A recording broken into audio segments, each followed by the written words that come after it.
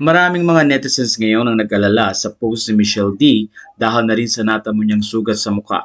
Sa kanyang Instagram ay sinabi ni Michelle na mismo ang kanyang alagang aso ang kumagat sa kanya.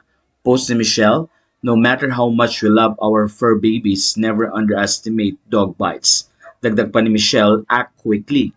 Matatandang kamakailan ay kabi-kabila ang balita sa social media tungkol sa naging biktima ng kagat ng aso at kalmot ng pusa na hindi dapat pinagwawalang bahala. Tulad na lang ng isang lalaki na 9 months ang nakalipas bago lumabas ang epekto ng rabies ng aso sa kanya. Ayon pa sa report, hindi kumpleto ang naging vaccine ng lalaki dahil isang beses lang itong nagpabakuna. Apat dapat ang kumpletong bakuna sa mga nakagat ng aso.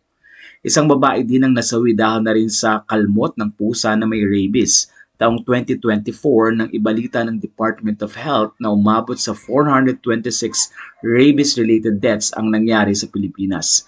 Kaya naman ipinapaalala ng Department of Health ang pag-iingat lalo na sa mga nakalmot ng pusa o nakagat ng kanilang alagang aso, ligaw man ng aso o pusa. Ugaliing magpatulok ng anti-rabies sakaling makagat ng aso o nakalmot ng pusa.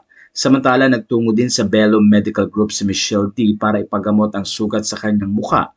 Ayon sa mga fans, malalim ang sugat na natamo ni Michelle D dahil kitang-kita ito sa mga photos na ibinahagi sa social media.